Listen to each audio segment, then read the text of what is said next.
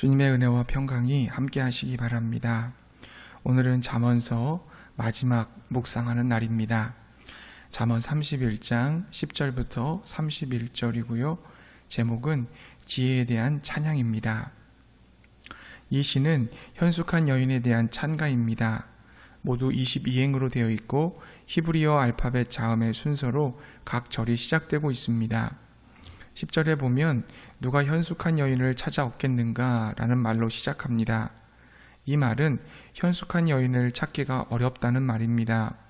그렇다고 포기하라는 것이 아니라 현숙한 여인을 열정을 다해 찾아야 한다는 뜻입니다. 여기서 현숙하다는 것은 건강한 힘, 경제적인 능력, 자격을 두루 갖춘 능력 있는 사람을 뜻합니다. 따라서 유능하고 능력 있고 어진 여성이 현숙한 여성이라는 겁니다. 현숙한 여인은 진주보다 더 가치 있습니다. 그녀는 남편에게 기쁨이 되고 가정의 산업을 풍성하게 합니다. 이 유능한 여인이 어떤 활동을 하는지가 13절부터 27절까지 소개되어 있습니다. 세 부분으로 나눌 수 있는데요. 13절에서 16절은 가정 경영, 17절에서 19절은 자기관리와 성실함, 20절부터 27절은 이타적인 사회적 활동과 지혜입니다. 먼저 13절부터 16절의 가정 경영을 봅시다.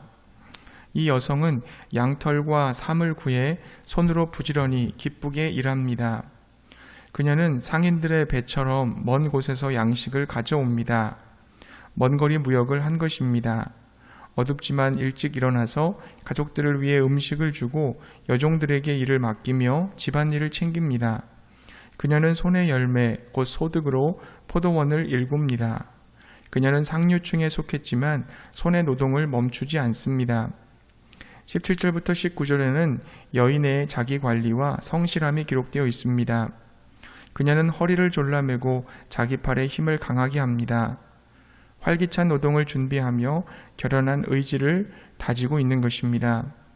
그녀는 밤에도 등불을 끄지 않습니다. 등불은 생명과 번영을 상징하기에 일이 지속적으로 잘 되어 집안이 번성한다는 뜻입니다. 그녀의 손은 연신 물레질을 하고 그녀의 손바닥은 물레가락을 단단히 붙듭니다. 20절에서 27절은 여인의 이타적인 사회적 활동과 지혜가 드러나 있습니다. 손의 노동을 멈추지 않는 유능한 여인은 자신의 경제적인 능력과 힘으로 가난한 자와 궁핍한 자를 돕습니다. 그녀는 나라의 왕처럼 사회복지와 정의를 위해 힘씁니다. 그리고 자기 집안 사람들에게 홍색옷, 즉 양모로 만든 따뜻한 옷을 입힙니다. 그녀는 자기를 위해 이불을 짓고 세마포와 자주색 옷을 지어 입습니다. 그녀는 미적인 감각도 갖추었고 부와 영광도 가지고 있습니다. 그녀의 남편은 유명하고 잘 알려져 있습니다. 아내 덕에 남편이 사회적 역할에 충실할 수 있었던 것입니다. 아내가 남편의 면류관이 된 셈입니다. 그녀의 입은 지혜를 말하고 그녀의 혀에는 인애의 가르침이 있습니다. 입만 열면 지혜와 인애의 가르침이 쏟아져 나옵니다. 그러나 게을리 얻은 양식은 먹지 않습니다. 불로소득을 즐기지 않는 것입니다. 이렇게 현숙하고 유능한 여인을 어찌 칭송하지 않을 수 있겠습니까? 유능한 여성은 복 자체입니다. 자녀들은 일어나서 그녀에게 감사하고 그녀의 남편은 모든 여자보다 뛰어나다고 그녀를 칭송합니다. 그런데 이 여인이 이처럼 유능하고 지혜로울 수 있었던 이유는 여호와를 경외하는 여자였기 때문이었습니다.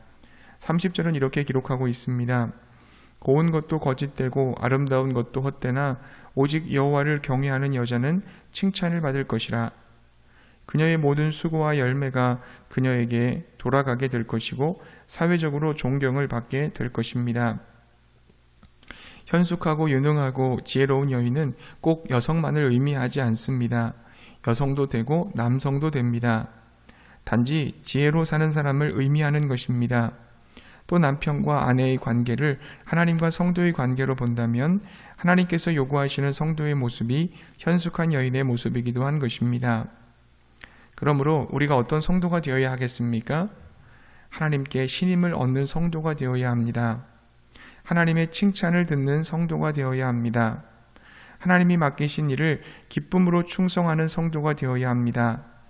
이웃을 향하여 긍휼을 베풀고 공의를 행하는 성도가 되어야 합니다. 선한 말을 하는 성도가 되어야 합니다. 무엇보다 하나님을 경외하는 성도가 되어야 할 줄로 믿습니다.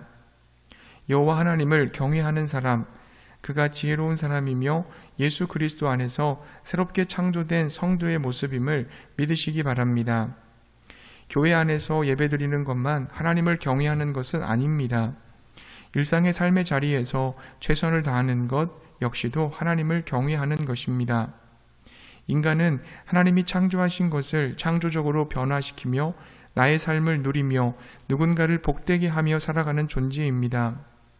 예배 행위가 따로 있고 나의 일상이 따로 있는 것이 아닙니다. 내게 주어진 삶의 자리에서 하나님이 앞에 계시다는 생각을 가지고 하나님이 주신 것에 감사하며 성실하게 살아가는 것, 그것이 참된 경건이며 참된 예배인 줄로 믿습니다. 그러므로 하나님을 경외하며 일상을 거룩하게 살아가는 사람은 모든 것을 아끼는 사람입니다. 하나님의 형상으로 창조된 사람을 아끼고 하나님의 피조물도 아낍니다. 모든 것이 하나님의 것이기에 사람이나 물건을 함부로 대하거나 착취하거나 파괴시키고 소비하지 않습니다. 모든 것을 귀하게 여기고 가치 있게 여기며 생명을 더욱 풍성하게 만드는 일을 위해 자신을 헌신합니다. 그의 성품은 하나님의 사랑과 자비를 닮았습니다. 그는 예수님의 제자로서 하나님과 이웃을 사랑하는 지혜의 사람인 것입니다. 사랑하는 성도님들, 우리가 그런 사람이 되십시다. 하나님은 그런 사람을 찾고 계십니다.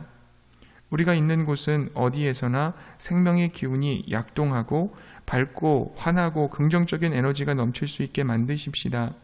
세상의 그 어떤 것보다 가치 있고 아름답고 귀하다고 하나님이 인정하시고 축복하실 수 있는 그런 지혜의 사람이 되시기 바랍니다. 가족과 사회 공동체로부터 칭송을 들을 수 있는 지혜의 사람이 되시기를 주의 이름으로 축복합니다.